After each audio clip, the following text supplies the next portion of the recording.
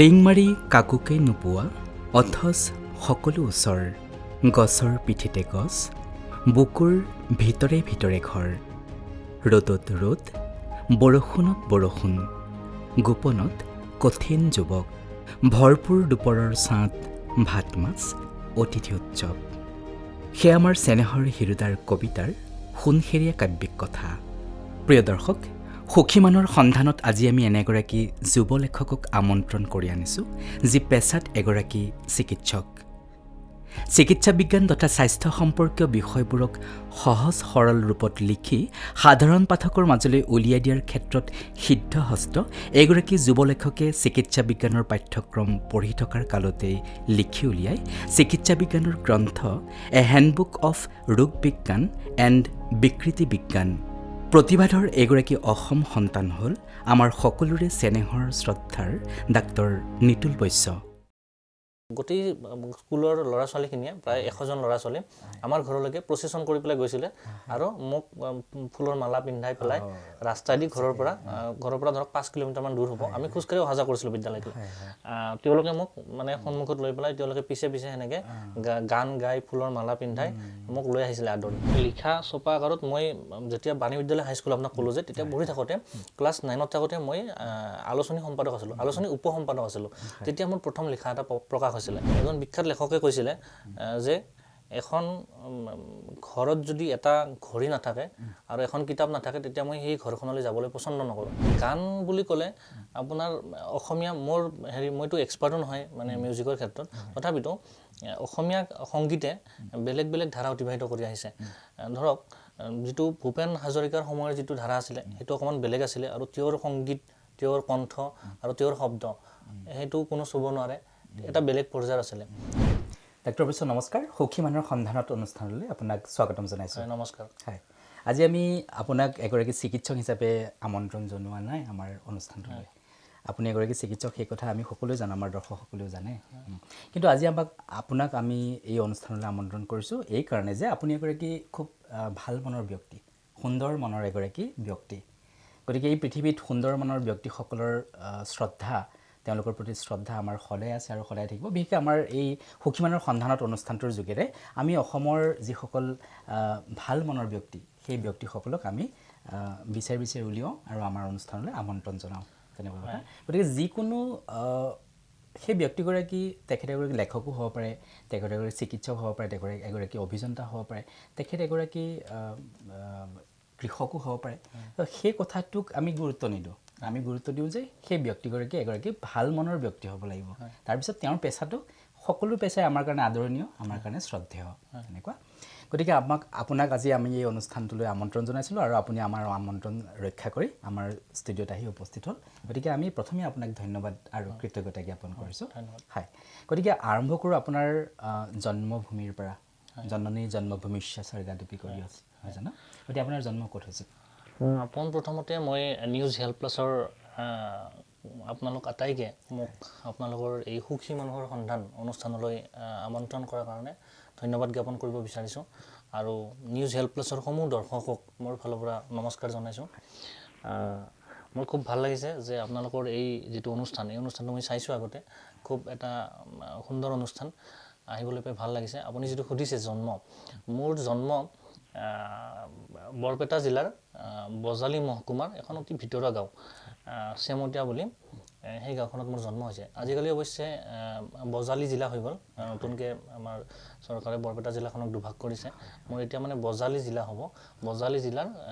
চেমতীয়া বুলি গাঁও এখন, অতি ভিতৰুৱা গাঁও মানে, তাতে মোৰ জন্ম হৈছিলে 1994 চনত। আমি এই মুহূৰ্তত আপোনাৰ মা দেউতা? মোৰ দেউতা মৃণাল বৈশ্য, তেওঁ পেছাত এজন কৃষক, হিমানী বৈশ্য, তেওঁলোক গাঁৱতেই থাকে এতিয়া, দুয়ো আছে সুস্থভাৱে এতিয়া।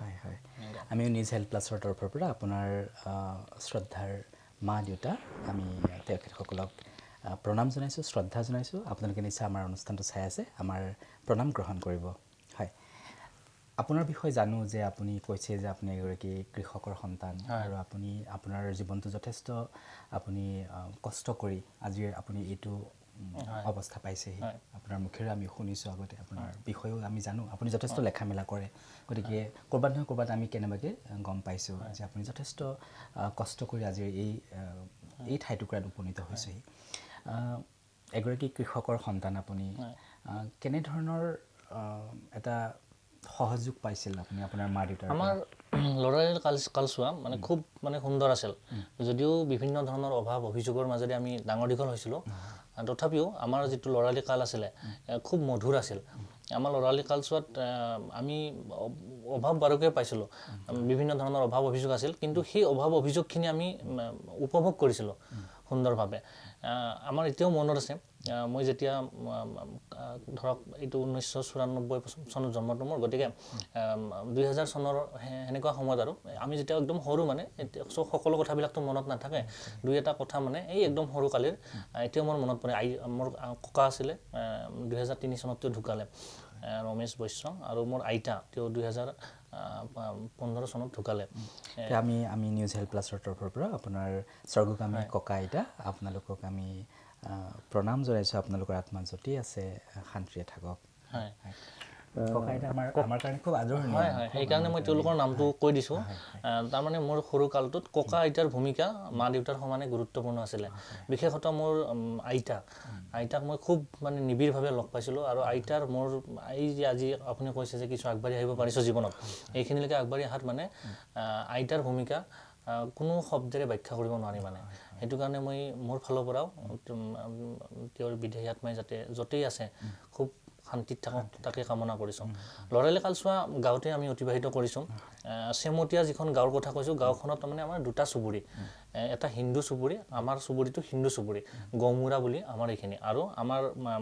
নেক্সট যিটো চুবুৰী আছে সেইটো মুছলমান চুবুৰী তাতে মুছলমান মানুহখিনি থাকে প্ৰধানত আৰু আমাৰ গাঁওখনত হিন্দু মানুহখিনি থাকে আমাৰ যিটো চুবুৰী খুব সৰু চুবুৰী মাত্ৰ 10টা ফেমিলি 10 ঘৰ মানুহ আৰু আমি যেতিয়া জন্ম হৈছিলোঁ তেতিয়া 10 ঘৰ মানুহত 30-40 জনমান মানে জনসংখ্যা আৰু আমাৰ চুবুৰীটোত আৰু মুছলমান মানুহখিনি গাঁওখন অকণমান মানে চুবুৰীটো অকণমান ডাঙৰ ধৰক 100 মান হ'ব জনসংখ্যা এনেকুৱা আৰু গাঁওখনত দুটাই চুবুৰী হিন্দু চুবুৰী এটা মুছলমান চুবুৰী এটা কিন্তু মই সৰুতে লক্ষ্য কৰিছিলোঁ বা এতিয়াও মই হেৰি কৰোঁ কথাটো লক্ষ্য কৰোঁ যে হিন্দু চুবুৰী আৰু মুছলমান চুবুৰীটোৰ মাজত এখন পথাৰ আছে আৰু সেই পথাৰখনত হিন্দু চুবুৰীৰ মানুহৰো মাটি আছে আৰু মুছলমান চুবুৰীৰ মানুহৰো মাটি আছে আৰু বাৰিষা সময়ত সেই পথাৰখনত মোৰ সেই কথাটো মনত পৰিছে এতিয়া আমি যেতিয়া পথাৰত গৈছিলোঁ সৰু কালত বা এতিয়াও যেতিয়া কেতিয়াবা যাওঁ হিন্দু চুবুৰীৰ মানুহখিনিয়ে নিজৰ মাটিখিনিত মুছলমান চুবুৰীৰ মানুহখিনিয়ে নিজৰ মাটিখিনিত একদম একাগ্ৰতাৰে মানে কাম কৰে লগে ভাগে থাকে আৰু হিন্দু চুবুৰী আৰু মুছলমান চুবুৰীৰ মানুহখিনিৰ মাজত যিটো একাগ্ৰতা সেইটো মই সেই পথাৰৰ পৰাই দেখিছোঁ আৰু এতিয়াও মানে যিটো সমিলমিলে থকাৰ যিটো হয় সেই বস্তুটো খুব ভাল লাগে তেওঁলোকে চাহ আনিলে পথাৰত এওঁলোকেও খায় এওঁলোকে চাহ আনিলে তেওঁলোকেও খায় সেই দৃশ্যটো মোৰ কেতিয়াবা চকুৰ আগত ভাহি উঠে মানে খুব ভাল লাগে সেনেকৈ আমি হেৰি পাৰ কৰিলোঁ চেমতীয়া গাঁৱতে 2000 চন মানত 1999 2000 এনেকুৱা চনত মই প্ৰথম স্কুলত যোৱা আৰম্ভ কৰিছোঁ মোৰ বৰদেউতা তেওঁৰ ভূমিকাও যথেষ্ট আছে গোপীকান্ত দাস তেওঁ পেছাত শিক্ষক হয় তেওঁ মোক সৰু কালটোত তেওঁ যিখন স্কুলত হেৰি কৰিছিলে কাম কৰিছিলে উত্তৰ পিপলা প্ৰাথমিক বিদ্যালয় বুলি তাতে তেওঁৰ ল'ৰা গৈছিলে হিৰণ্য বুলি আমি বৰদেউতাকো তেতিয়াহ'লে আমি প্ৰণাম আৰু শ্ৰদ্ধা জনাইছোঁ তেওঁ এতিয়াও আছে অনুষ্ঠানটো তেওঁ চাব নিশ্চয় এই দাদাৰ লগত মানে হিৰণ্য বুলি দাদাৰ লগত তেতিয়া তেওঁ মোতকৈ ডাঙৰ যথেষ্টখিনি আমি সৰু আৰু আমাক লৈ যায় স্কুলত আৰু উত্তৰ পিপলা তাতে মই এসপ্তাহমান স্কুলত গৈছিলোঁ আৰু মোৰ তাতে নামভৰ্তি কৰাই দিয়া নাছিলে মানে পিছত মানে আমি স্থায়ীভাৱে মোক সেই উত্তৰ পিপলা প্ৰাথমিক বিদ্যালয়ৰ পৰা পূব পিপলা উত্তৰ চুবা প্ৰাথমিক বিদ্যালয় বুলি বিদ্যালয়খনত নামভৰ্তি কৰাই দিয়ে আৰু তাতে দুজন শিক্ষক আছিলে কনক চন্দ্ৰ চৌধুৰী বুলি এজন আছিলে আৰু জ্যোতিষ চৌধুৰী বুলি এজন আছিলে পিছত কনক চন্দ্ৰ চৌধুৰী ছাৰ ট্ৰেন্সফাৰ হয় তেওঁ বদলি হোৱাতে এই যে উত্তৰ পিপলা প্ৰাথমিক বিদ্যালয়ত মোৰ বৰদেউতা আছিলে তেওঁ এইখন স্কুলত আহিছিলে গতিকে মই ক্লাছ 4 মানে চতুৰ্থ মানত থাকোঁতে বৰদেউতাক আকৌ এসপ্তাহমান লগ পাইছিলোঁ গতিকে বৰদেউতাৰ পৰা মই মানে আনুষ্ঠানিকভাৱে জীৱনত প্ৰথম এসপ্তাহ আৰু LP স্কুলৰ শেষৰ এসপ্তাহ মই মানে 14 দিনমান পাইছোঁ তেওঁ আৰু তেওঁ খুব ভাল শিকায় গতিকে সেই সময়খিনি মানে ভাল লাগে আৰু কনক চন্দ্ৰ চৌধুৰী ছাৰকো আমি পাইছোঁ পিছত তেওঁ বদলি হৈ গ'ল আৰু পৰৱৰ্তী সময়ত তেওঁ ইহলীলা ত্যাগ কৰিলে স্বাস্থ্যজনিত আৰু বয়সজনিত কাৰণত তেওঁৰ প্ৰতিও মোৰ অশেষ শ্ৰদ্ধা এই অনুষ্ঠানৰ জৰিয়তে জ্ঞাপন কৰিছোঁ আপোনাৰ শিক্ষাগুৰুক আমিও শ্ৰদ্ধাৰ প্ৰণাম জনাইছোঁ তেখেতৰ আত্মা যদি আছে শান্তিৰে থাকক তাকে কামনা কৰিছোঁ হয় তাৰপিছত আপুনি কেনেকৈ আগবঢ়ালে আপোনাৰ পিছৰ শিক্ষা মই যেতিয়া পূব পিপলা উত্তৰ চুবুৰীয়া প্ৰাথমিক বিদ্যালয়ত আছিলোঁ তেতিয়া 2003 চনত আমি হেৰিত আছিলোঁ ক্লাছ 4 চতুৰ্থ মানত আছিলোঁ তাৰপিছত পৰ্যায়ক্ৰমে এতিয়াৰ ছিষ্টেমটো অকণমান বেলেগ হ'ল ক্লাছ 5টো আজিকালি মানে হেৰিতে ধৰিলে আপোনাৰ আগতে আছিলে আমি যেতিয়া পঢ়িছিলোঁ তেতিয়া পঞ্চম শ্ৰেণীটো মানে আপোনাৰ বেলেগ স্কুলত আছিলে বাণী বিদ্যালয় হাইস্কুল বৰবৰী বুলি সেই অঞ্চলৰ মানে বজালী অঞ্চলৰ বুলি ক'ব লাগিব বজালী অঞ্চলৰ এখন বহুত বিখ্যাত চৰকাৰী স্কুল অসমীয়া মাধ্যমৰ গতিকে সেইখনত মই পঞ্চম শ্ৰেণীত নাম লগালোঁ মোৰ ৰোল নম্বৰ 24 আছিলে নাম লগাই পেলাই পঞ্চম শ্ৰেণীত তাৰপিছত পৰ্যায়ক্ৰমে ক্লাছ 6, 7, 8, 9, 10লৈকে মই তাতেই পঢ়া মেট্ৰিক দিলোঁ 2010 চনত মেট্ৰিক দি পেলাই মই পাঠশালাত আহিলোঁ পাঠশালাত কেনেকৈ আহিলোঁ কি আহিলোঁ এই কাহিনী আছে আপোনাক মই চমুকৈ হেৰিখিনি কৈছোঁ পাঠশালাত আহি পেলাই মই আনন্দৰাম বৰা একাডেমী বুলি এখন ব্যক্তিগত খণ্ডৰ বিদ্যালয়ত 2 বছৰ পঢ়িলোঁ তাৰপিছত বজালী মহাবিদ্যালয়তো 2010 চনৰ জুনৰ পৰা 2012 চনৰ জুন মানলৈকে আনন্দৰাম বৰা একাডেমীত মানে হাই ছেকেণ্ডাৰী 10+2 যিটো মানে উচ্চতৰ মাধ্যমিক খণ্ডটো তাতে বিজ্ঞান শাখাত পঢ়িলোঁ তাৰপিছত 2012 চনৰ জুন মাহত আমি হাই ছেকেণ্ডাৰী পাছ কৰিলোঁ তাৰপিছত বজালী মহাবিদ্যালয়ত মানে মোৰ সৰুৰ পৰাই চিকিৎসক হোৱাৰ এটা হেৰি আছিলে মই বিভিন্ন ধৰণৰ পৰীক্ষা পাতি দিলোঁ কিন্তু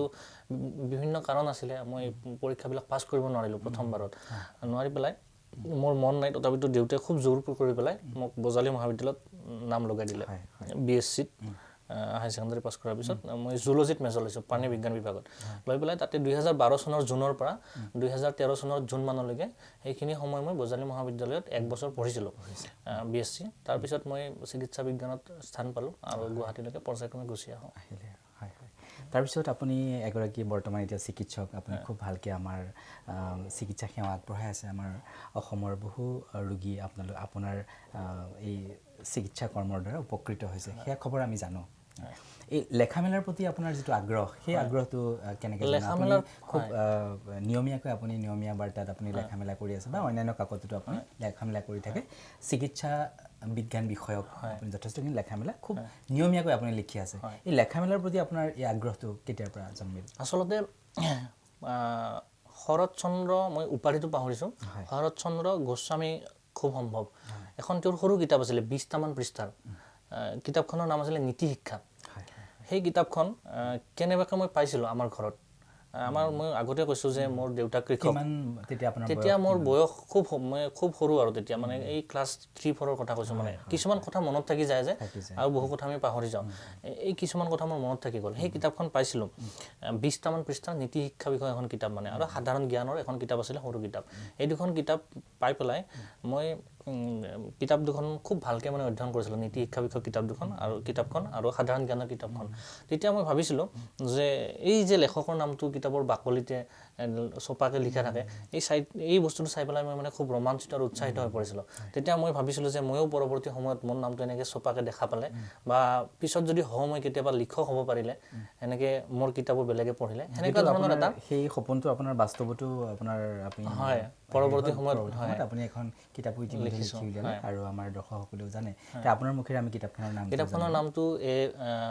হেণ্ডবুক অফ ৰোগ বিজ্ঞান এণ্ড বিকৃতি বিজ্ঞান এখন চিকিৎসা বিজ্ঞান বিষয়ক কিতাপ হয় কি ধৰণৰ তাতে কিতাপখন আচলতে তাতেও এটা কাহিনী আছে কিতাপখন মই লিখোঁ বুলি লিখা নাছিলোঁ মই যেতিয়া চিকিৎসা বিজ্ঞান পঢ়ি আছিলোঁ তেতিয়া মই যেতিয়া 3য় বৰ্ষত আছিলোঁ তেতিয়া আমাৰ পেথলজি বুলি এটা ছাবজেক্ট থাকে মানে আপোনাৰ ধৰক এটা বেমাৰ হৈছে বা মোৰ এটা বেমাৰ হৈছে বা যিকোনো মানুহ এজনৰ বেমাৰ এটা হৈছে এতিয়া বেমাৰটো চিকিৎসক এজনৰ ওচৰলৈ গ'লে ৰোগীজনৰ সেই বেমাৰটো চিকিৎসকজনে কেনেকৈ ধৰা পেলাব সেই বস্তুটো পেথলজি মানে পৰীক্ষা নিৰীক্ষা কি কৰিব কি লক্ষণ থাকিব বেমাৰটো ধৰা পেলাবৰ কাৰণে সেই বিষয়টো পেথলজিৰ ভিতৰত পৰে মানে এতিয়া সেই পেথলজি বিষয়ক মই যেতিয়া পঢ়ি আছিলোঁ 3rd ইয়াৰত থাকোঁতে চিকিৎসা বিজ্ঞানৰ তেতিয়া মই খুব মানে মই হেৰি আয়ুৰ্বেদিক হেৰি মাধ্যমত পঢ়া গতিকে খুব হেৰি আছিলে মানে বিষয়টোৰ যিটো চিলেবাছ আছিলে আমাৰ খুব মানে দিগদাৰ পাইছিলোঁ পঢ়িবলৈ কাৰণ প্ৰপাৰ কিতাপ পত্ৰ নাছিলে চিলেবাছখিনিত যিখিনি বস্তু দিয়া আছে বহুত কেইখন কিতাপ সান মিহলি কৰি পঢ়িব লাগে খুব অসুবিধা পালোঁ তেতিয়া মই ভাবিলোঁ যে মোৰ যিখিনি জুনিয়ৰ্ছ আছে যিবিলাকে এতিয়া ছেকেণ্ড ইয়াৰত পঢ়ি আছে ফাৰ্ষ্ট ইয়াৰত পঢ়ি আছে তেওঁলোকে আহি পেলাই সেই একেই অসুবিধাটো পাব তো মই ভাবিলোঁ যে মই যদি পঢ়া বস্তুবিলাক খুব ধুনীয়াকৈ বা নিজৰ অভিজ্ঞতা কিছুমান বা যিখিনি পঢ়ি পেলাই মই মোৰ জ্ঞান অৰ্জন কৰিব পাৰিছিলোঁ অলপ কিঞ্চিত সেইখিনি যদি মই লিপিবদ্ধ কৰি এটা প্ৰণালীবদ্ধভাৱে ৰাখি থ'ব পাৰোঁ তেতিয়া মোৰ পৰৱৰ্তী প্ৰজন্মই সেইখিনি অকণমান সুবিধা পাব গতিকে সেনেকৈ মই আৰম্ভ কৰিছিলোঁ আৰু এটা সময়ত সেইখিনিয়ে প্ৰকাশ কেনেকৈ হ'ল এদিনাখন মই আপোনাক একদম চমুকৈ মই কৈ দিব ওলাইছোঁ মই চিনেমা হলত চিনেমা চাই আছিলোঁ তেতিয়া বাৰাণসীৰ চোখাম্বা বুলি খুব বিখ্যাত প্ৰতিষ্ঠান এটা মানে কিতাপ প্ৰকাশৰ তেওঁলোকে মোক ফোন কৰিলে ফোন কৰি পেলাই ক'লে যে তেওঁলোকে হিন্দীতে কথা পাতিলে ক'লে যে আমি এনেকৈ ফোন কৰিছোঁ এনেকৈ আমি শুনিবলৈ পাইছোঁ পিছত মই গম পালোঁ যে মোৰ বান্ধৱী এগৰাকীয়ে তেওঁলোকক কৈছিলে এই কথাটো যে এনেকৈ এখন তেওঁলোকো বিচাৰি আছিলে কাৰণ তেওঁলোকে জানে যে ষ্টুডেণ্টখিনিয়ে খুব দিগদাৰ পায় এই ছাবজেক্টটোত গতিকে পিছত তেওঁলোকক কথা পাতি পেলাই তেওঁলোকে মোক সেইখিনি মেটেৰিয়েলছখিনি আমি মানে আজিকালি যিহেতু ছ'চিয়েল মিডিয়াৰ যুগ গতিকে বিভিন্ন ধৰণে যোগাযোগ কৰি পেলাই সেইখিনি মই তাতে নোযোৱাকৈ বিভিন্ন মেইল পাতি কৰি পেলাই তেওঁলোকক পঠাই দিলোঁ তেওঁলোকে সেইখিনি বিভিন্ন মানে এক্সপাৰ্টৰ দ্বাৰা স্ক্ৰুটিনি কৰিলে কৰি পেলাই তেওঁলোকে ভাল পালে পজিটিভ হেৰি এটা দিলে দি পেলাই সেইখিনি পৰৱৰ্তী হৈছে 1 বছৰ 6 মাহমানৰ ভিতৰত তেওঁলোকে প্ৰকাশ কৰি ওলালে সেইখন 2017 চনত প্ৰকাশ হৈছিলে আৰু কিতাপখন খুব মানে চলিছে বাহিৰত আৰু অসমতো মোৰ জুনিয়ৰখিনি কেতিয়াবা মোক সোধে কিতাপখন আছে নেকি বা মোৰ ৰুমত বা মই য'ত থাকোঁ নিব আহে বা মই লাইব্ৰেৰীতো কিতাপখন ডনেট কৰিছোঁ 25 কপিমান সেনেকুৱা আৰু খুব ইণ্টাৰেষ্টিং কথা মানে মোৰ দাদা এজন আছে তেওঁ বৰ্তমান অসম আৰক্ষীত দাদা মানে হোষ্টেলৰ ছিনিয়ৰ দাদা ডক্টৰ অনুপজ্যোতি বৰা তেওঁৰ খুব আমাৰ ভাল সম্বন্ধ তেওঁ মানে কিতাপখন যেতিয়া পাব্লিছ হৈছিলে তেতিয়া তেওঁ এটা কমেণ্ট লিখিছিলে যে youngest national level writer in this field মানে সম্ভৱতঃ মই মানে নিজে ক'ব খোজা নাই তেওঁ লিখিছে কাৰণে মই কৈছোঁ আজি মানে সেই যিটো বিষয়ত মই লিখিছোঁ সেই বিষয়ত সম্ভৱতঃ মই প্ৰথম মানে কনিষ্ঠতম লেখক মানে পঢ়ি থাকোঁতে সেনেকৈ চাগে কিতাপ আকাৰে পূৰ্ণাংগ কিতাপ আকাৰে এতিয়ালৈকে কোনো প্ৰকাশ কৰা নাই সেনেকুৱা গতিকে আমি নিউজ হেল্থ প্লাছৰ তৰফৰ পৰা আপোনাক তেতিয়াহ'লে আমি অভিনন্দন জনাইছোঁ গতিকে আপুনি যে ইমান কম বয়সতে ইমান গভীৰ বিষয় এটাৰ সামৰি বিষয় এটা লৈ আপুনি ইমান সুন্দৰকৈ এখন কিতাপ উলিয়ালে আৰু আমি আশা কৰিম যে আপুনি পৰৱৰ্তী সময়তো আপুনি তেনেধৰণৰ বিষয়ত আপুনি আৰু কিতাপ লিখক আমাৰ যিসকল চিকিৎসা বিজ্ঞানৰ যিসকল ছাত্ৰ ছাত্ৰী আছে তেখেতসকলো উপকৃত হ'ব নহয় জানো কাৰণ আপোনালোকে খুব ভালকৈ বুজি পাব যে কি কি বিষয়ত এতিয়াও কিতাপ কমি আছে হয় বাৰু সেইখিনি কথা পাতিলোঁ তাৰপিছত মই সুধিম যে আপোনাৰ এই যে আপুনি আজি ডাক্তৰ নিতুল বৈশ্য এই ডাক্তৰ নিতুল বৈশ্য সেই কেঁচুৱাজন আহি আজি ডাক্তৰ নিতুল বৈশ্য হ'ল আপোনাৰ এই মানুহজন গঢ়াত আপোনাৰ মা দেউতাৰ ভূমিকা কেনেকুৱা বহুত ভূমিকা আছে মই আগতেই কৈছোঁ যে মোৰ দেউতা কৃষক খেতিয়ক ঘৰৰ আৰ্থিক অৱস্থা খুব এটা ভাল নাছিলে মানে আৰ্থিকভাৱে কিছুমান অসুবিধা আছিলে কিন্তু তাৰ মাজতো মোৰ মা দেউতাই যি কঠোৰ পৰিশ্ৰম কৰি পেলাই আমাক মানে তুলি তালি ডাঙৰ দীঘল কৰিছিলে সেইখিনি হয় মানুহ কৰিছিলে বুলি কৈছে আপুনি সেইখিনি মানে স্বীকাৰ কৰিবলগীয়া মানে আমি এতিয়াও মনত আছে মোৰ আমি যিখিনি অভাৱ অভিযোগ পাইছিলোঁ সেইখিনি খোৱা লোৱা থকা এইবিলাকত পাইছিলোঁ কিন্তু পঢ়াৰ ক্ষেত্ৰত আজি কলমটো লাগে সেইটোত আমাৰ অভাৱ অভিযোগ নাছিলে সেইখিনি বস্তু বা আজি কাগজ লাগে সেইখিনি বস্তু খুব মানে সুন্দৰভাৱে আমি পাইছিলোঁ আমাক যেতিয়া মোৰ এতিয়াও মনত পৰে আমি যেতিয়া বছৰেকীয়া পৰীক্ষাবিলাক পাছ কৰোঁ তেতিয়া পৰৱৰ্তী আমি যেতিয়া নেক্সট ক্লাছত যাওঁ তেতিয়া ধৰক ক্লাছ 4ৰ পৰা ক্লাছ 5 পালোঁ 5ৰ পৰা 6 পালোঁ তেতিয়া আমাক নতুনকৈ আমি বহি পিতাবিলাক বনাব লাগে সেইবিলাক আগতে বিনামূলীয়াকৈ কিতাপ দিয়াৰ পদ্ধতিটো নাছিলে চৰকাৰৰ ফালৰ পৰা এতিয়া সেইটো হোৱাৰ কাৰণে বহুত ল'ৰা ছোৱালী উপকৃত হৈছে এতিয়া সেই কিতাপ পত্ৰবিলাক যোগাৰ কৰোঁতে দেউতাই যথেষ্ট কষ্ট কৰিছিলে ময়ো বিচাৰি আনিছিলোঁ বা দেউতাই আনিছিলে আৰু আমাৰ কাৰণে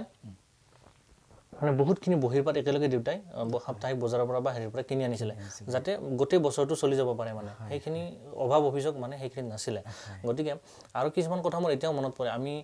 যেতিয়া ক্লাছ 4ত আৰু আপুনি জানি পেলাই ভাল পাব যে মানে ক্লাছ 4ত থাকোঁতে আপুনিতো গম পাইছেই, গতিকে সেই সময়খিনি পৰৱৰ্তী সময়ত লাহে লাহে আমাৰ আৰ্থিক অৱস্থা কিছু টনকিয়াল হৈছিলে, কিন্তু ল'ৰালি সময়ছোৱাত খুব এটা বেয়া অৱস্থা আছিলে। গতিকে সেই বেয়া অৱস্থাৰ মাজতো কিন্তু আমি পঢ়াটো মা দেউতাৰ মানে কঠোৰ পৰিশ্ৰমৰ কাৰণে আমি ধৰি ৰাখিব পাৰিছিলোঁ। আৰু আপুনি জানি পেলাই ভাল পাব 2004 চনত 4-5 এনেকুৱা, মই খুব চনটো একজেক্টলি ক'ব নোৱাৰিম, পাহৰিছোঁ, ক্লাছ 4ৰ যিটো মানে চতুৰ্থ মানৰ যিটো বৃত্তি পৰীক্ষা হয়, তাতে মই বৰপেটা জিলাৰ ভিতৰত 2য় স্থান অধিকাৰ কৰিছিলোঁ সদৌ অসম ভিত্তিত। গতিকে আৰু এতিয়া মোৰ এটা মনত পৰিছে কাৰণে কৈ থব খুজিছোঁ, তেতিয়া সেই মই পূব পিপলা উত্তৰ চুবুৰী প্ৰাথমিক বিদ্যালয়ত পঢ়ি আছিলোঁ যে এই গোটেই স্কুলৰ ল'ৰা ছোৱালীখিনিয়ে প্ৰায় 100জন ল'ৰা ছোৱালী আমাৰ ঘৰলৈকে প্ৰচেছন কৰি পেলাই গৈছিলে আৰু মোক ফুলৰ মালা পিন্ধাই পেলাই ৰাস্তাইদি ঘৰৰ পৰা ধৰক 5 কিলোমিটাৰমান দূৰ হ'ব, আমি খোজকাঢ়ি অহা যোৱা কৰিছিলোঁ বিদ্যালয়টো। তেওঁলোকে মোক মানে সন্মুখত লৈ পেলাই তেওঁলোকে পিছে পিছে সেনেকৈ গান গাই ফুলৰ মালা পিন্ধাই মোক লৈ আহিছিলে আদৰি, আৰু স্কুলত এখন মিটিং পাতিছিলে, তাতে মোক ভাষণ দিব দিছিলে। এইটো 2004-5 চনৰ কথা। গতিকে মা দেউতাৰ যথেষ্ট ভূমিকা আছে, আৰু মা দেউতাই মানে বাকী যি কৰ কিন্তু পঢ়াটো মানে কৰিব লাগিব, পঢ়াটোত কোনো ধৰণৰ কম্প্ৰমাইজ নহ'ব, মানে পঢ়াটো পঢ়িব লাগিব, এনেকুৱা ধৰণৰ এটা কঠোৰ অনুশাসন আছিলে। আমি যেতিয়া সৰু থাকোঁতে ক্ৰিকেট খেলিব গৈছিলোঁ গাঁৱৰ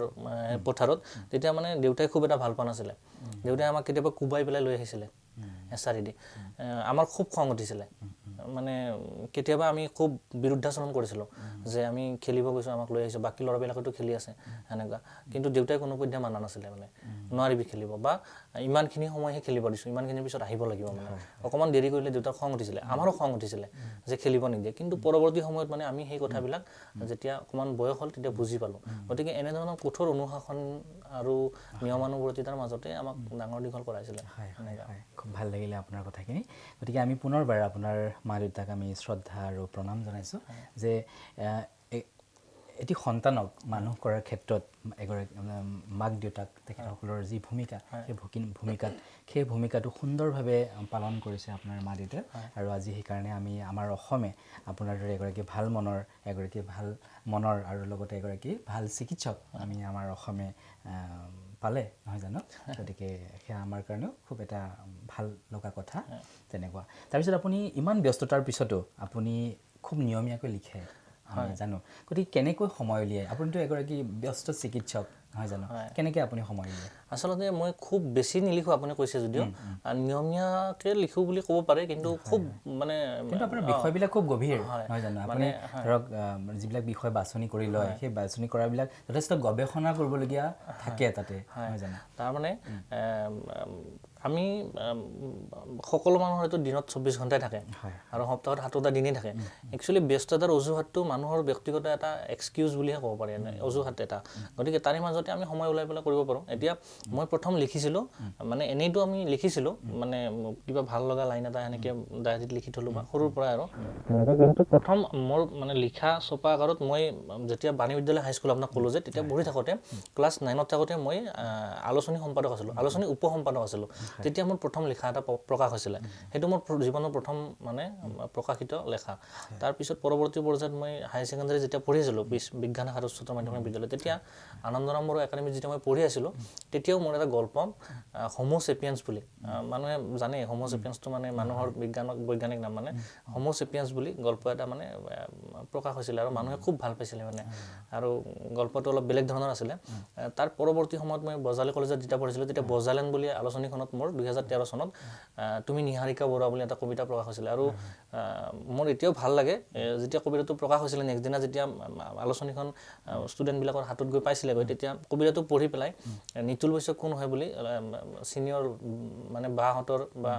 জুনিয়ৰ ছোৱালীখিনিৰ মাজত বা ল'ৰাখিনিৰ মাজত আলোচনাৰ বিষয় এটা হৈছিলে, মোক কিছুমানে লগ ধৰিবৰ কাৰণেও আহিছিলে, সেইটো এটা। তাৰপিছত পৰৱৰ্তী পৰ্যায়ত মই যেতিয়া গুৱাহাটীত গুচি আহোঁ, তেতিয়া মোৰ কোন এইজন মানে যুৱ প্ৰেমিক, মানে এনেকুৱা আৰু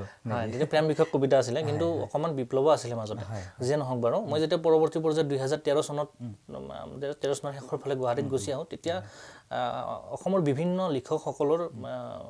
মানে লগ পোৱাৰ কিছুমান সৌভাগ্য ঘটে গ্ৰন্থমেলাতে হওক বা ব্যক্তিগতভাৱেই হওক সেনেকৈ তেতিয়া মোৰ সেই লিখা মেলাৰ হেৰিটো বাঢ়ি যায় আৰু প্ৰধানতঃ মই স্বাস্থ্য সম্পৰ্কীয় লিখা মেলা খুব বেছিকৈ মানে যিখিনি কৰোঁ স্বাস্থ্য সম্পৰ্কীয় লিখা মেলাই কৰোঁ আৰু দুই এটা কবিতা আৰু গল্প মাজে মাজে লিখা হয় হেৰিত ইয়াতে মই যেতিয়া পঢ়ি আছিলোঁ চিকিৎসা বিজ্ঞানৰ পাঠ্যক্ৰম তেতিয়া এই চৰকাৰী আয়ুৰ্বেদিক মহাবিদ্যালয়ত পঢ়ি থাকোঁতে মই আলোচনী সম্পাদক আছিলোঁ আৰু আলোচনী সম্পাদক হৈ থাকোঁতেও বিভিন্নজন লিখকৰ মানে সান্নিধ্য লাভ কৰিবলৈ তাৎক্ষণিকভাৱে হ'লেও এটা সুযোগ এটা পাইছিলোঁ নীলিম কুমাৰকে ধৰি বা বিভিন্নজন আৰু সেনেকৈ তেতিয়া মোৰ লিখাবিলাক মানে ইয়াতে থাকোঁতে চিকিৎসা বিজ্ঞান পঢ়ি থাকোঁতে তেতিয়া সেই লিখাবিলাক যেতিয়া মই পঠিয়াওঁ তেতিয়া প্ৰকাশ হ'ব ধৰিলে মানে আগতেও পঠাইছিলোঁ আগতে যেতিয়া মানে আমি পাঠশালাত আছিলোঁ তেতিয়াও পঠাইছিলোঁ কিন্তু তেতিয়া কি জানো ইমান প্ৰকাশ নহৈছিলে কেতিয়াবা হতাশো হৈছিলোঁ কিন্তু ইয়াতে যেতিয়া প্ৰকাশ হ'ব ধৰিলে তেতিয়া আকৌ লিখাৰ কাৰণে উৎসাহ পাওঁ গতিকে সেনেকৈয়ে লেখাবিলাক প্ৰকাশ হ'ল আৰু মই বিশেষতঃ প্ৰিভেণ্টিভ আৰু প্ৰমোটিভ হেল্থৰ ওপৰত লিখোঁ মানে আপোনাৰ বা আমাৰ যিখিনি মানুহ আছে তেওঁলোকৰ স্বাস্থ্য বুলি ক'লে বেমাৰটো এছ'চিয়েটেড হৈ থাকে ৰোগ আৰু স্বাস্থ্য মানে এটা মূলতে ৰিপিটি গতিকে বেমাৰ এটা মানুহৰ বেমাৰ হ'বই যিকোনো মানুহে কম বেছি পৰিমাণে বিভিন্ন ধৰণৰ ৰোগত ভোগে কিন্তু বেমাৰ এটা হোৱাৰ পিছত চিকিৎসা কৰাত সকলোৱে চিকিৎসা কৰিব বেমাৰ এটা হ'লে কিন্তু বেমাৰ এটা নোহোৱাকৈ ৰাখিব পৰাটো আটাইতকৈ ডাঙৰ কথা সাৱধানতা অৱলম্বন কৰিব লাগে এজন মই নামটো পাহৰিলোঁ এজন বিখ্যাত বৈজ্ঞানিক চিকিৎসা বিজ্ঞানিক তেওঁ কৈছে যে এজন ভাল চিকিৎসক তেওঁৱেই যিয়ে ৰোগীক ক'ব জানে যে তেওঁ ঔষধ খাব নালাগে মানে আমি ঔষধ নোখোৱাকৈ বেমাৰ এটা কেনেকৈ নোহোৱাকৈ ৰাখিব পাৰোঁ আৰু ভাল মানুহক কেনেকৈ সুস্থ ৰাখিব পাৰোঁ আৰু সুস্থ মানুহক কেনেকৈ অসুস্থ হোৱাৰ পৰা দূৰত ৰাখিব পাৰোঁ এই দুটা বস্তু খুব ইম্পৰ্টেণ্ট মানে মানুহে আজি বিভিন্ন ধৰণৰ বেমাৰৰ ঔষধ খাই পেলাই কেতিয়াবা মূল বেমাৰৰ ওপৰত আকৌ বেমাৰ কিছুমান হয় গতিকে প্ৰিভেণ্টিভ আৰু প্ৰমোটিভ হেল্থ সুস্থ মানুহক সুস্থ ৰখা অসুস্থ মানুহক চিকিৎসা কৰা সেইটো কৰিবই লাগিব আৰু সুস্থ মানুহে যাতে অসুস্থ নহয় বা অসুস্থ হোৱাৰ পৰা দূৰত ৰাখিব পাৰি বা সুস্থ মানুহৰ দেহটো আকৌ যাতে সুন্দৰ কৰিব পাৰি এই ধৰণৰ লিখা মেলা মই বেছিকৈ কৰোঁ আৰু মানুহে ভাল পায় বুলি জানিলে মোৰ ভালো লাগে তাৰপিছত আমি জানো যে আপুনি এগৰাকী ভাল পাঠকো আপোনাৰ ব্যক্তিগত হয় মই আপুনি যেতিয়া মই কৈছে যে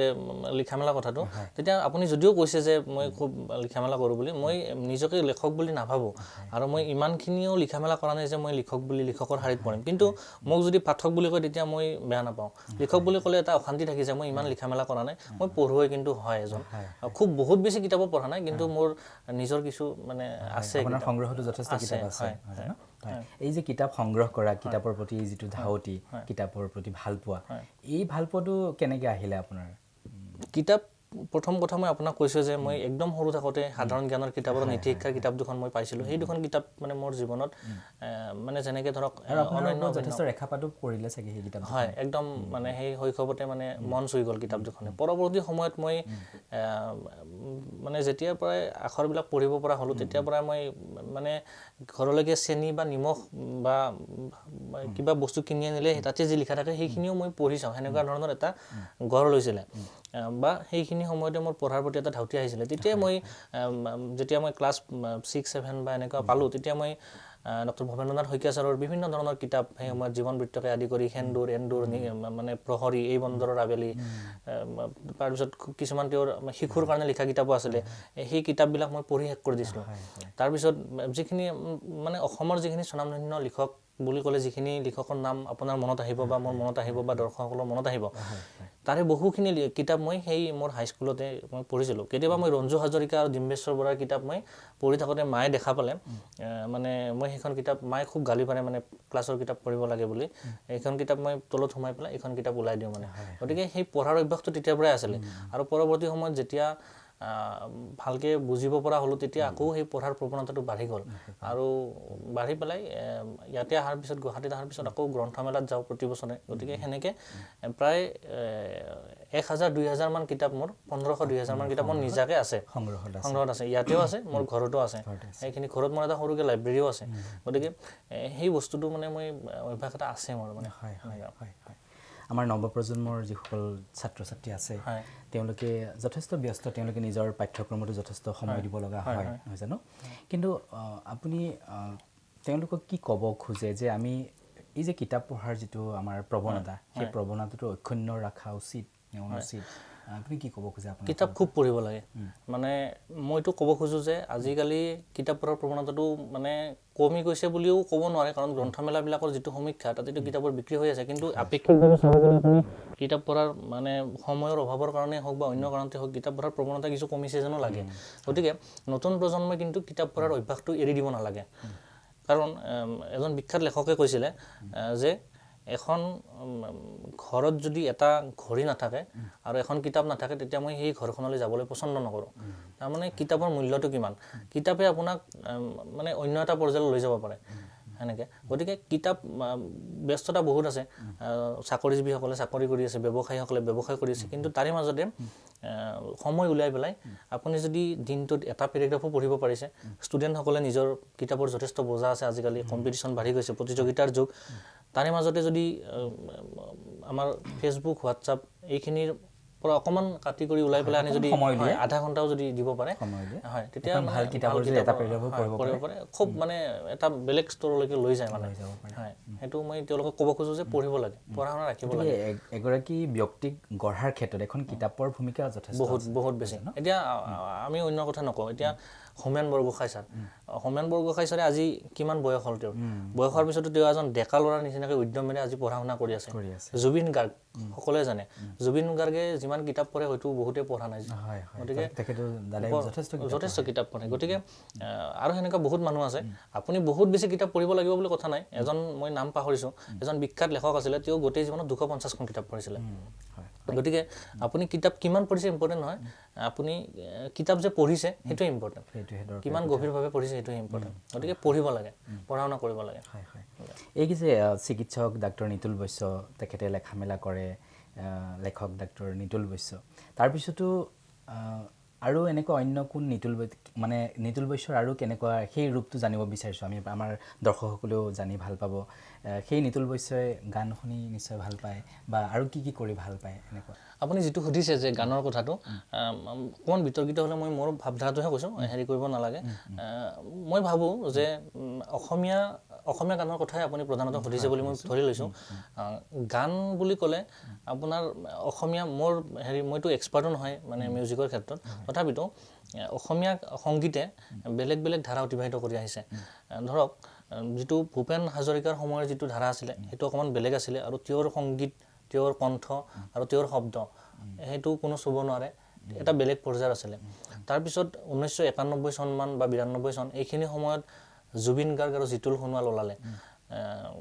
জুবিন গাৰ্গে পৰৱৰ্তী পৰ্যায়লৈকে মানে কণ্টিনিউ কৰিলে আৰু জিতুল সোণোৱাল এটা সময়ৰ পিছত হয়তো অকণমান মানে তুলনামূলকভাৱে হেৰি হৈ থাকিলে কিন্তু জুবিন গাৰ্গে আগবাঢ়ি লৈ গ'ল তাৰপিছত সেই সময়খিনিতে মানে জুবিন অসমীয়াৰ হিয়াৰ আমঠু নিচিনা হৈ গ'ল আৰু হ'বই তেওঁৰ কণ্ঠই সেইটো কৰিছে তেওঁক কিছুমানে হেৰি কৰি পেলাই অনুসৰণ কৰি পেলাই বা অনুকৰণ কৰি পেলাই হওক তেওঁৰ সমান্তৰালভাৱে অন্য কিছুমান গায়ক আহিলে কিছুমানে গান লিখিলে তেওঁলোকো থাকিলে কিন্তু বৰ্তমান সময়ত যিখিনি গানৰ কথা সেইখিনি অকণমান মানে আমাৰ সংগীতৰ লগত জড়িত যিখিনি মানুহ আছে তেওঁলোকে কিন্তু এবাৰ অকণমান চালি জাৰি চোৱাৰ সময় এটা আহি পৰিছে তথাপিতো একদম যদি আমি শেহতীয়াখিনিলৈকে চাওঁ মই মানে আপুনি সুধিছে কাৰণে কৈছোঁ এজন ছিংগাৰ খুব মানে শুনি পেলাই মানে জনপ্ৰিয় হৈছে অলকানন্দা বুলি গান এটা মৈত্ৰী পাটৰ বুলি ছোৱালী এজনে লিখিছে তেওঁ খুব সম্ভৱ Tata institute of social science নে তেজপুৰ ইউনিভাৰ্চিটিৰ পৰা তেওঁ PhD কৰি আছে নে কৰিলে এনেকুৱা ধৰণৰ মানে কিছুমানে মানে কমেণ্ট দিছে বা কৈছে যে অসমীয়া গানৰ যিটো ভূপেন হাজৰিকাৰ সময়ৰ শব্দ সেই শব্দবিলাক মানে কম্পেয়াৰ কৰিব মানে খুজিছে কম্পেয়াৰ নহ'লেও মানে মনত পেলাই দিয়ে মানে সেই কথাবিলাক মানে গতিকে কিছুমানে ভাল কাম কৰি আছে কিন্তু কিছুমানে খুব ভাল কাম কৰি আছে গতিকে আমি এনেকৈ ক'ব নোৱাৰোঁ যে নতুন প্ৰজন্মৰ যিখিনি গায়ক গায়িকা আৰু গীতিকাৰ আহিছে তেওঁলোক যে একেবাৰে বেয়া কাম কৰি আছে এনেকুৱা নহয় মানে বহুতে ভাল কাম কৰি আছে মই আপোনাক উদাহৰণ এটা দিলোঁৱে গতিকে তাৰে মাজতে দুই এজন আহিছে কিন্তু সমাজে ভালখিনি ল'ব সদায় অকণমান দেৰি হ'ব পাৰে বিচাৰ খোচাৰ কৰি চাওঁতে দেৰি হ'ব পাৰে কিন্তু যোনে ভাল কাম কৰি আছে যোনে মানে ইউনিক কাম কৰি আছে সেইখিনি সমাজে গ্ৰহণ কৰিব মই ভাবোঁ কিন্তু তাৰ মাজতে কিছুমান ধৰক এনেকুৱা কিছুমান গানো চলিছে বা শ্ৰোতাৰ মাজলৈ আহিছে যিবোৰ গান আচলতে ক'বলৈ বেয়া লগা হ'ব পাৰে কিন্তু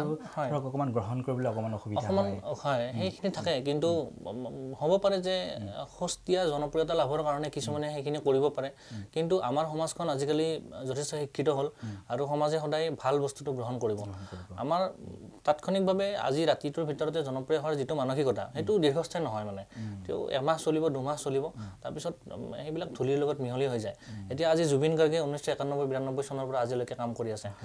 আজি ভূপেন হাজৰিকাৰ গানবিলাক কিমান আগতে আমি শুনিছিলোঁ সেইবিলাক আজিও শুনিলে আমাৰ বা আজি নুশুনিলেও আমাৰ কাণত বাজি থাকে গতিকে সেই ধৰণৰ গানবিলাক একদম দীৰ্ঘস্থায়ী হয় গতিকে সমাজে গ্ৰহণ কৰিব ভালটো মানে আপুনি যোনখিনি কথা কৈছে যে গানৰ কথা বা সেইবিলাক গ্ৰহণযোগ্য নহয় সেইখিনি হয়তো সাময়িকভাৱে আহিব কিন্তু এসময়ত সেইবিলাক নোহোৱা হৈ যায় মানে দীৰ্ঘস্থায়ী নহয় মানে এনেকুৱা ঠিকে তাৰপিছত আমি আজি আমাৰ যিটো অনুষ্ঠান সেই অনুষ্ঠানটো হৈছে আমাৰ সুখী মানুহৰ সন্ধানত গতিকে আমি আমাৰ এই অনুষ্ঠানটোলৈ আপোনাক আমন্ত্ৰণ কৰি আনিছোঁ যে আপুনি এগৰাকী ভাল মনৰ মানুহ ভাল মনৰ ব্যক্তি সুন্দৰ মন এটাৰ আপুনি অধিকাৰী আজিৰ এই অনুষ্ঠানটোৰ জৰিয়তে আপুনি আমাৰ দৰ্শকসকলক কিবা এটা বাৰ্তা দিয়ক যে আমি কেনেকৈ সুখী হৈ থাকিব পাৰোঁ আচলতে আপুনি যদিও মানে মোক সুখী মানুহৰ সন্ধান অনুষ্ঠানত আমন্ত্ৰণ কৰি আনিছে মই মানে আজি একমাহমান আগতে মই মোৰ প্ৰিয় লেখক হোমেন বৰগোহাঁই ছাৰৰ মই লিখাবিলাক খুব ভালকৈ পঢ়োঁ তেওঁৰ এটা লেখা মই পঢ়িবলৈ পালোঁ যে আমেৰিকা সাইণ্টিষ্ট অফ আমেৰিকা নে আমেৰিকা সাইণ্টিষ্ট এনেকুৱা এখন মানে আলোচনীত তেওঁ পঢ়িছে মানে তেওঁ লিখিছে এনেকৈ যে মানুহ যে সুখী হয় এই সুখী হোৱা কথাটো 50% জন্মতে নিৰূপণ হৈ আহে জেনেটিক হয় বুলি কৈছে আৰু বাকী 50% মানে তেওঁ নিজেই থিৰাং কৰি ল'ব পাৰে এতিয়া এজন মানুহে আপুনি বা মই বা যিকোনো এজন মানুহ তেওঁ সুখী হ'ব নে নহয় সেইটো মানে 50% জেনেটিক বুলিয়ে কৈছে তেওঁলোকে বাকী 50% আপুনি সুখী হ'ব নে দুখী হৈ থাকিব সেই বস্তুটো আপুনি নিজেই থিৰাং কৰি ল'ব পৰা ক্ষমতা আপোনাৰ হাতত দিছে গতিকে মানে মই যদি সুখী হ'ব বিচাৰোঁ তেনেহ'লে মই নিজেই সেইটো নিৰ্মাণ কৰি ল'ব পাৰোঁ আৰু মই যদি ভাবোঁ যে নাই মই সেইখিনি নিবিচাৰোঁ তেতিয়াহ'লে মই সুখী হৈ থাকিম হয় গতিকে মানুহজনৰ আকৌ তেওঁ লিখিছে মানে সেই একেটা আৰ্টিকলতে পিছফালে তেওঁ এটা উদাহৰণ দিছে যে এজন মানুহক 3টা অফাৰ দিয়া হ'ল যে আপোনাক এটা 11 লাখ টকীয়া বছৰি 11 লাখ টকীয়া চাকৰি দিয়া হ'ল আপোনাক এটা 22 লাখ টকীয়া চাকৰি দিয়া হ'ল বছৰি আৰু আপোনাক 110 লাখ টকীয়া চাকৰি দিয়া হ'ল আপুনি কোনটো গ্ৰহণ কৰিব বেছিভাগ মানুহে মানে তেওঁ লিখিছে হোমেন বৰগোহাঁই লিখিছে যে আপুনি কোনটো গ্ৰহণ কৰিব দৰ্শকক সুধিছে মানে দৰ্শকে বেছিভাগেই মানে তো 110 লাখ টকীয়া চাকৰি বছৰত পালে কোনে গ্ৰহণ নকৰিব গতিকে সেইটো গ্ৰহণ কৰিবলৈ চবে হাত দাঙিলে কিন্তু য'ত সমীক্ষাটো চলাইছিলে তাতে কিন্তু মানুহে 22 লাখ টকীয়া চাকৰিটো বেছি সংখ্যক মানুহে মানে পছন্দ কৰিলে তেওঁৰ কাৰণ তেওঁ হোমেন বৰগোহাঁই মানে লিখিছে শেষৰ ফালে যে মানুহ এজন সুখী হ'ব নে নহয় সেইটো আটাইতকৈ বেছিকৈ আজিকালি মানে আপোনাৰ নিৰ্ভৰ কৰে মানুহজনৰ মনস্তত্বৰ ওপৰত এতিয়া আপুনি কিমান ধন উপাৰ্জন কৰে আপোনাৰ যদি অভাৱখিনি 1 টকা দি পূৰণ হয় আপুনি সুখী তেতিয়ালৈ হৈ থাকিব যেতিয়া আপোনাৰ ওচৰৰ মানুহজনে 2 টকা উপাৰ্জন নকৰে বা আপোনাতকৈ কম উপাৰ্জন কৰে তেওঁ সেই কথাটো লিখিছে গতিকে প্ৰথম চৰ্তটো তেওঁ দিছে যে সুখী হোৱাৰ যে আপুনি আনৰ লগত তুলনা কৰাৰ অভ্যাসটো বাদ দিয়ক নিজকে আনৰ লগত তুলনা কৰাৰ যিটো অভ্যাস সেইটো বাদ দিব লাগে বুলি কৈছে নহ'লে আজি পৃথিৱীৰ আটাইতকৈ ধনী দেশখন কি সকলোৱে জানে কিন্তু অলপতে আজি 2 দিন আগতে 3 দিন আগতে এটা সমীক্ষাত মানে একদম আন্তঃৰাষ্ট্ৰীয় সমীক্ষা আৰু মানে ৰেপুটেড সংস্থাই কৰিছে গতিকে তাতে প্ৰকাশ হৈছে যে পৃথিৱীৰ আটাইতকৈ সুখী দেশখন কিন্তু আটাইতকৈ ধনী দেশখন নহয় আটাইতকৈ সুখী দেশখন ফিনলেণ্ড আমাৰ ভাৰতবৰ্ষৰ 139 নম্বৰ স্থান গতিকে ফিনলেণ্ডটো অসমৰ পৃথিৱীৰ ভিতৰত ধনী দেশ নহয় বা আটাইতকৈ ধনী নহয় কিন্তু ফিনলেণ্ডৰ মানুহখিনি আটাইতকৈ সুখী বুলি কৈছে গতিকে আপুনি কিমান টকা আৰ্ণ কৰে উপাৰ্জন কৰে সেইটোৰ ওপৰত আপোনাৰ সুখৰ অনুভূতিটো মানে টকাৰ লগত এতিয়ালৈ সুখটোৰ তেনে একো সম্বন্ধ নাই কিন্তু কথাটো মই এইকাৰণে কৈছোঁ মানে তেওঁ যিটো সমীক্ষাত লিখিছে যে আপোনাৰ ওচৰৰ মানুহজনে আপোনাতকৈ যেতিয়া বেছি পইচা আৰ্ণ নকৰে তেতিয়ালৈকে আপুনি সুখী সেই বস্তুটো বেলেগৰ লগত কম্পেয়াৰ কৰাৰ অভ্যাসটো বাদ দিব লাগিব গতিকে মই দৰ্শক এইটো ক'ব খোজো যে আমাক টকা লাগিব আমাকতো টকা লাগিব কিন্তু সুখী হ'বৰ কাৰণে আমাক কেৱল যে টকাই লাগিব সেই কথাটো নহয় আৰু প্ৰথম চৰ্ততে হৈছে আপুনি মই যেহেতু চিকিৎসা বিজ্ঞানৰ লগতো জড়িত মানুহ মই আপুনি যেহেতু ক'ব গৈছে দৰ্শকখিনিক মই এটা কথা ক'ব খুজিছোঁ যে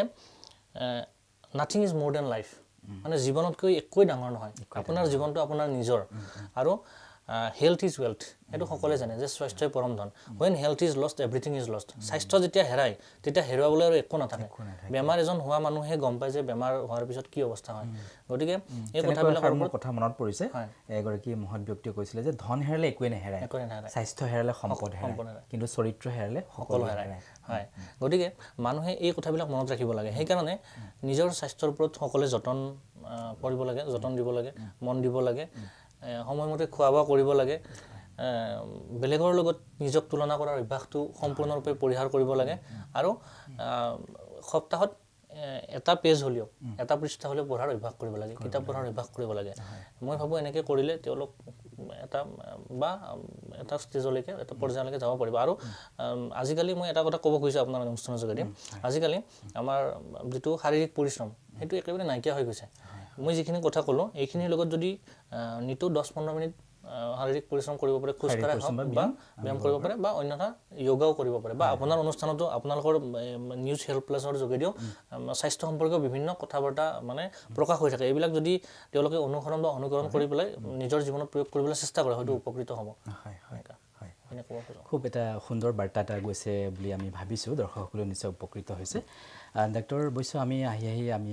অন্তিম পৰ্যায়ত উপনীত হৈছোঁ আমাৰ অনুষ্ঠানটোৰ গতিকে আমি আজি গোটেই কথাখিনিৰ আমি যিটো আমি মূলভাৱ সেই মূলভাৱটো হৈছে যে আমি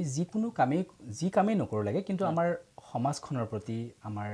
দেশখনৰ প্ৰতি বা প্ৰকৃতিৰ প্ৰতি আমাৰ দায়বদ্ধতা এটা থাকিব লাগিব নহয় জানো এই যে আমি যদি আমি আমাৰ উশাহটো বন্ধ কৰি থৈ দিওঁ 2 মিনিট সময় 1 মিনিটো কিছুমানে নোৱাৰে থাকিব ধৰি লওক 2 মিনিট সময় 2 মিনিট সময় যদি আমি এই উশাহটো লোৱা বন্ধ কৰি থৈ দিওঁ তেতিয়াহ'লে আমাৰ মৃত্যু হৈ যাব একদম নহয় জানো প্ৰকৃতিৰ এটা কথাই আছে মই আপুনি কৈছে কাৰণে নেচাৰ হেটছ ইনএক্টিভিটি প্ৰকৃতিয়ে নিষ্ক্ৰিয়তা বেয়া পায় আমি সদায় এক্টিভ হৈ থাকিব লাগিব প্ৰকৃতিৰ লগত সহবাস কৰিব লাগিব আমি প্ৰকৃতিৰ বিপক্ষে গ'লে নহ'ব এইটো আপুনি দেখাই পাইছে লাষ্ট ইয়াৰ যোৱা বছৰ আমাৰ যিটো কৰোণাক্ৰান্ত কালত আমি প্ৰকৃতিৰ লগত সহবাস কৰিব লগা হৈছে গতিকে সেনেকুৱা চলিব লাগিব গতিকে আমি 2 মিনিট সময় আমি নিজে আমি চলিব নোৱাৰোঁ আমি প্ৰকৃতিৰ সহায়তহে আমি জীয়াই আছোঁ গতিকে 2 মিনিট সময় আমি প্ৰকৃতি নোহোৱাকৈ থাকিব নোৱাৰোঁ গতিকে সেই প্ৰকৃতিৰ প্ৰতি আমাৰ দায়বদ্ধতা আছে নহয় জানো গতিকে আমি কেৱল ধন টকা পইচা মোবাইল হোৱাটছআপ ফেচবুক এইবোৰ কৰি সেইবোৰেই যদি অনাবৰতে কৰি থাকোঁ তেতিয়াহ'লে নহ'ব আমি আমাৰ প্ৰকৃতিৰ প্ৰতিও আমাৰ কৰ্তব্য আছে কৰিবলগীয়া আছে গতিকে আমি এই অনুষ্ঠানটোৰ জৰিয়তে আমি এইটোৱে আহ্বান কৰিম আমাৰ দৰ্শকসকলক যে অকণমান সময় আমি সকলোৱে প্ৰকৃতিৰ প্ৰতি দিয়াটো খুবেই দৰকাৰ নহয় জানো গতিকে যিটো গ্ল'বেল ৱাৰ্মিং এইটো খুব এটা প্ৰধান সমস্যা ৰূপে ধৰা দিছে গতিকে আমি আমাৰ ফালৰ পৰা যদি অকণমান গছপুলি এটা ৰোৱা বা আমি যদি আধা ঘণ্টা কমাই ফেচবুক কৰি যদি আমি সেই আধা ঘণ্টা সময় যে আমি বাৰীৰ গছপুলিকেইটাত অকণমান পানী দিব পাৰোঁ নহয় জানো গতিকে সেই ধৰণৰ কাম কৰিলে আমি প্ৰকৃতিৰ প্ৰতি কিবা এটা সেৱা আগবঢ়োৱা হ'ব নহয় জানো গতিকে আমি নিউজ হেল্থ প্লাছৰ তৰফৰ পৰা আপোনালোকক আহ্বান জনাইছোঁ যে আহক আমি সকলোৱে অকণমান প্ৰকৃতিৰ প্ৰতি দায়বদ্ধ হওঁ আৰু অকণমান সময় উলিয়াই আমি আমাৰ প্ৰকৃতিৰ প্ৰতি সেৱা এটা আগবঢ়াওঁ নহয় জানো আৰু প্ৰকৃতিৰ প্ৰতি সেৱা আগবঢ়ালে আমাৰ দেশখনৰ প্ৰতি সেৱা আগবঢ়োৱা হ'ব আমাৰ ৰাজ্যখনৰ প্ৰতি সেৱা আগবঢ়োৱা হ'ব নহয় জানো ডাক্তৰ বৈশ্য খুব ভাল লাগিলে আপুনি ইমান ব্যস্ততাৰ মাজতো আমাৰ অনুষ্ঠানত উপস্থিত হ'ল আপোনাৰ সোণসেৰীয়া কথাবোৰে আমাৰ নৱপ্ৰজন্মৰ যিসকল ছাত্ৰ ছাত্ৰী আছে তেওঁলোককো যথেষ্ট